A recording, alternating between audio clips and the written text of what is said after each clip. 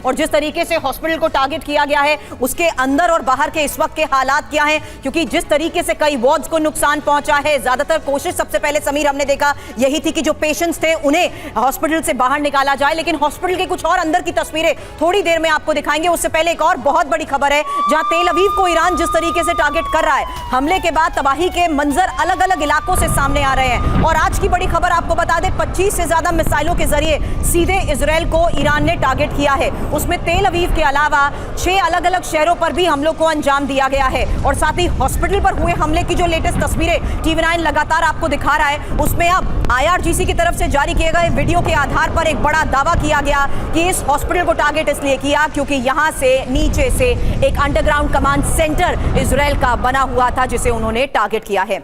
समीर, और देखिए ईरान के मिसाइल हमलों को लेकर इस वक्त की जो बड़ी 9 अपडेट्स हैं वो जल्दी से आपको बता देते हैं। 30 मिसाइलों के जरिए बड़ा प्रहार किया गया है। 7 शहरों पर ईरान ने विध्वंसक अटैक अंजाम दिए हैं। इजराइल में 176 लोग ईरान के ताजा हमलों में घायल हुए हैं। IDF के इजरायली डिफेंस फोर्सेस के हेडक्वार्टर पर अटैक हो गया। डायमंड एक्सचेंज तबाह हो गया है। ये तेल अवीव वाला जो इजरायली स्टॉक एक्सचेंज है उससे अलग एक बिल्डिंग है, डायमंड एक्सचेंज की बिल्डिंग, वो तबाह हो गई है ताजा हमले में। टेक्नोलॉजी पार्क पर भी अटैक की खबर सामने आ रही है सुरभि। हालांकि हमले से जिस तरीके से भारी तबाही हुई है, एक तस्वीर TV9 दिखा रहा है। इस बीच नेतन्याहू का यह बड़ा बयान सामने आया जिन्होंने कहा कि भारी कीमत चुकानी होगी। और इजरायली गृह मंत्री जिस तरीके से सामने आए, उन्होंने जब मीडिया से बात की, मेरे सहयोगी मनीष झा वहां पर मौजूद थे, हॉस्पिटल का उन्होंने मुआयना किया और उसके बाद लगातार हुए हमलों के बाद उन्होंने एक बात कह दी, और ये इजरायली गृह मंत्री का बयान है कि हमले अब और तेज होंगे। लेकिन ये किस एक्सटेंट तक जाएगा? एसके मलिक साहब एक बड़ा सवाल उस आधार पर कर रहे हैं क्योंकि जिस लेवल पर इस वक्त सीधे तेल अवीव के साथ साथ इंपॉर्टेंट क्रूशियल इंफ्रास्ट्रक्चर को टारगेट किया जा रहा है, उसमें ईरान की रीच कहां तक जा सकती है, ये उसने इन ताजा हमलों से जाहिर कर दिया है। कर्नल मलिक, आपका टेक इस पर। Okay, as far as infrastructure is concerned, ये इंफ्रास्ट्रक्चर जो अटैक जो चल रहे हैं, हॉस्पिटल्स पे अटैक जो ईरान की तरफ से चल रहे हैं, ये कंटिन्यू रहने की उम्मीद है। उसका कारण ये है, सिर्फ ये नहीं, ये एक सामने का मुखौटा है कि इसके अंदर कमांड एंड कंट्रोल सेंटर चल रहे हैं। और जो वो रिलीज कर रहा है पिक्चर, वो जरूरी नहीं है कि वो picture they can be AI generated और आर्टिफिशियल। क्या होता है कि किसी भी युद्ध का पार्ट होता है साइऑप्स।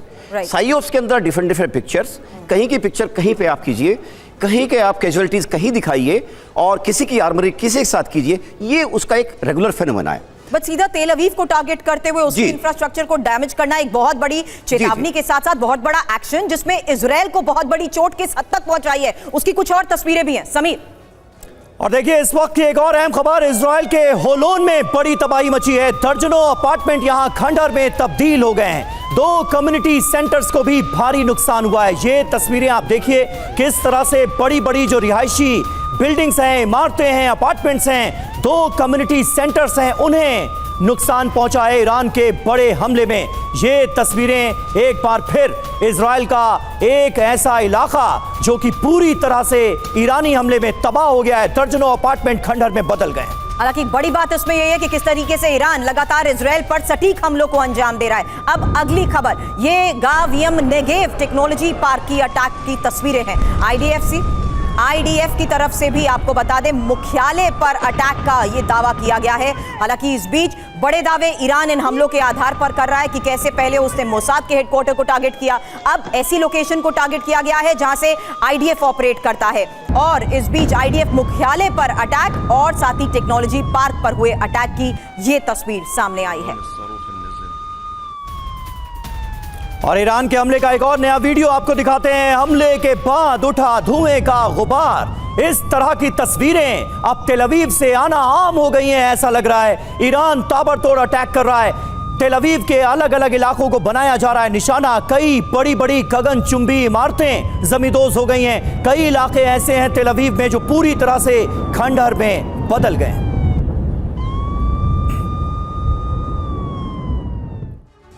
तो अभी तक ईरान ने किस तरीके से इजराइल को टारगेट किया, अलग अलग जगहों की तस्वीर हमने आपको दिखाई। इस वक्त की एक और सबसे बड़ी खबर है और ये ईरान के अराक परमाणु ठिकाने पर हमले को लेकर एक खबर आ रही है, जहां इजरायली मिसाइल से परमाणु ठिकानों को लगातार टारगेट किया जा रहा है। ऐसे में आईडीएफ ने आज सुबह अराक को अलर्ट किया, नागरिकों को शहर से जाने को भी कहा। जिस बात का जिक्र हमारे एक्सपर्ट ने आपसे थोड़ी देर पहले किया कि जिस इंपॉर्टेंट लोकेशन को आप टारगेट करते हैं उसको आप टारगेट करने वाले हैं, इसके बारे में अलर्ट कर दिया जाता है। लेकिन ऐसा अराक हॉस्पिटल पर अटैक से पहले नहीं हुआ है। फिलहाल यह बड़ी खबर है इजराइल के उस हमले को लेकर जो सीधे परमाणु ठिकाने पर एक वार था, और आईडीएफ ने आज सुबह ही अराक को टारगेट करते हुए एक अलर्ट भी जारी किया, नागरिकों को शहर से जाने को भी कहा।